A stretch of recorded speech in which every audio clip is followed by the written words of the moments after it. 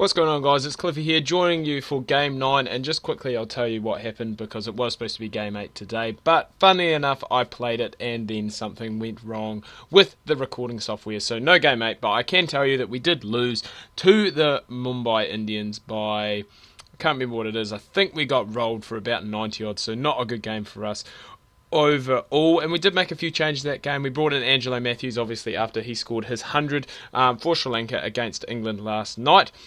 So he came in for Ross Taylor. Mendes played in that game, but I've since brought him out of there, brought Wayne Parnell in, and hopefully he can go and give us a wee bit more seam-up stuff than we have been getting, because that really has been our problem with the seamers not really pulling their weight, and it's the same for him as he has gone now for 25 off his first 2 overs. So we've obviously still got Kane Richardson, Angelo Matthews into the team today, and we still have enough spinners there to hopefully try and get us through on what seems to be a fairly good track. So not getting too disheartened at the moment that we are getting taken to by probably one of the more aggressive opening combinations you could have in the tournament with David Warner and Virender Sehwag. Both seem to be on form as well as they bring up their 50-run partnership in just 22 balls.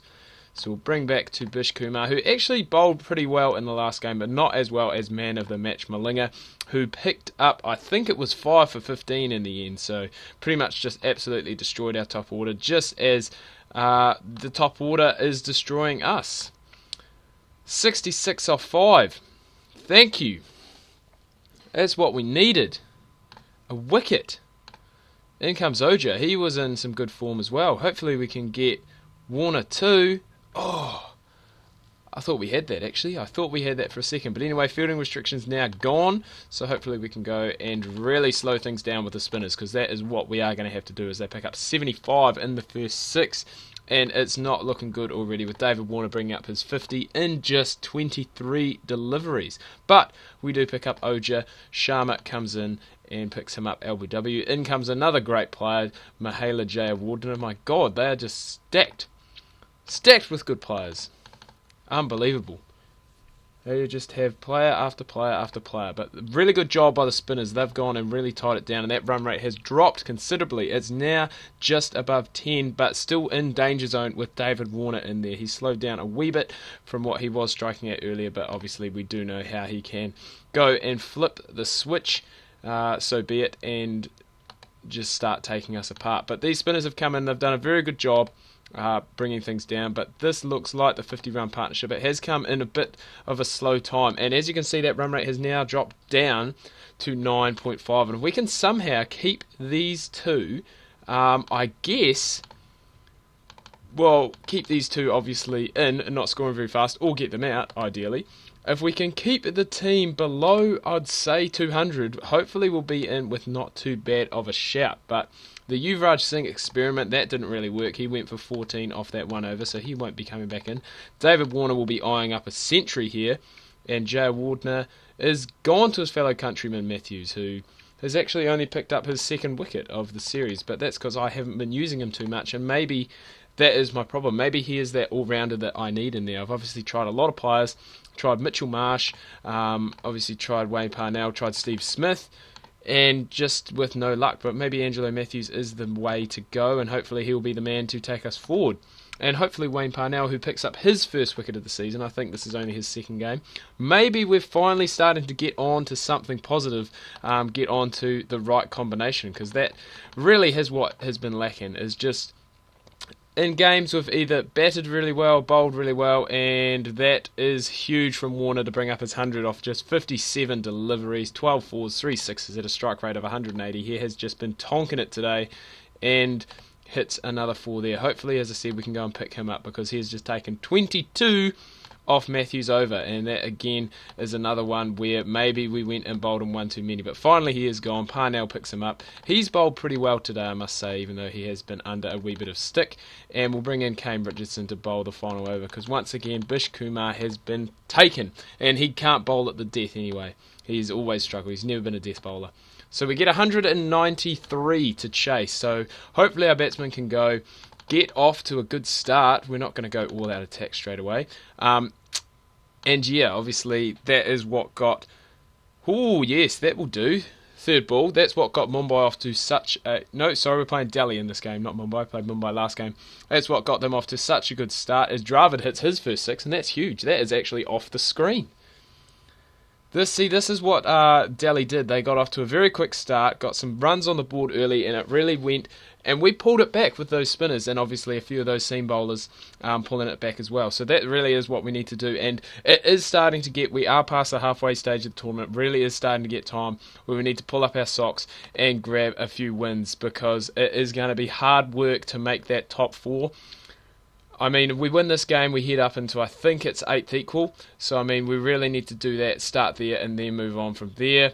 That's lucky that wasn't out, because we need these two to keep going. The run rate at the moment's all right.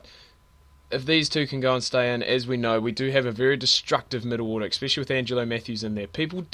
I think he is a wee bit underrated as a T20 batsman, and even a one-day batsman, because he really can go and come in at the end of the innings and get runs quickly as well, just playing good, genuine cricket shots too, which is nice to see. Sometimes players come in towards the end of an innings and just try and absolutely clobber the ball to all parts. As we lose our first wicket, Morne Morkel, try and just clobber it to all parts of the ground and get out in a pretty ugly looking way, whereas you get other players come in and play some nice cricket shots and they go on and score some runs. That's always nice to see.